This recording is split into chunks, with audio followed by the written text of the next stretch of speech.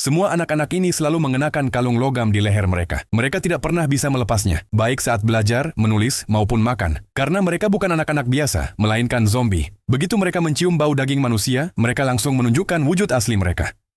Di masa depan, manusia berhasil menangkap generasi kedua zombie dan mulai melakukan penelitian terhadap mereka. Dibandingkan zombie biasa, anak-anak ini bisa berbicara, berpikir sendiri, dan dalam banyak hal bahkan lebih pintar daripada anak-anak normal. Salah satu dari mereka adalah Melanie. Setiap pagi, Melanie dengan tenang duduk sendiri di kursi roda. Ia merapikan tali pengamannya dan menunggu para tentara datang. Para tentara kemudian mengikatnya dan membawanya ke ruang kelas. Melanie bahkan mengingatkan mereka untuk memeriksa semua kunci dengan baik. Namun para tentara tidak pernah berbicara dengannya. Mereka bahkan menghindari menyentuhnya. Di seluruh markas, hanya ada satu orang yang memperlakukan anak-anak ini seperti manusia, yaitu guru mereka, Miss Justino. Setiap hari ia mengajar mereka, menceritakan tentang dunia manusia, dan terkadang membacakan cerita. Melanie paling menyukai dirinya. Namun anak-anak itu tidak tahu mengapa mereka diajarkan semua hal tersebut. Mereka hanya tahu bahwa setiap malam seorang dokter datang untuk melakukan tes. Melanie selalu menjawab setiap pertanyaan dengan benar. Suatu hari setelah tes selesai, dokter menyuruh Melanie memilih satu nomor. Tanpa berpikir panjang, Melanie memilih nomor 13. Dokter tersenyum puas lalu pergi. Keesokan harinya saat memasuki kelas, Melanie melihat bahwa anak bernomor 13 telah menghilang.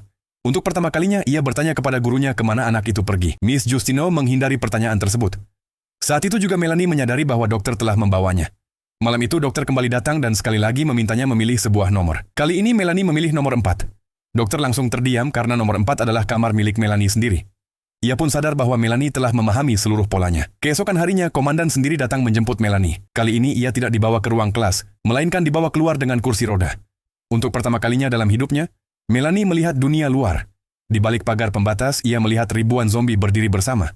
Setelah itu, Melanie dibawa ke laboratorium. Melihat kecerdasan dan kemampuan belajarnya yang luar biasa, para ilmuwan memutuskan untuk melakukan penelitian terhadap dirinya, agar bisa menemukan obat bagi virus zombie. Mereka menyuntikkan obat bius kepadanya, lalu membaringkannya di atas meja operasi. Tepat ketika operasi akan dimulai, tiba-tiba alarm berbunyi di seluruh markas. Awalnya dokter tidak panik dan menyuruh asistennya menutup semua jendela lalu melanjutkan operasi. Namun ia tidak menyadari bahwa para zombie telah berhasil menerobos sistem keamanan dan masuk ke dalam markas. Untuk bagian selanjutnya, tuliskan yes di kolom komentar.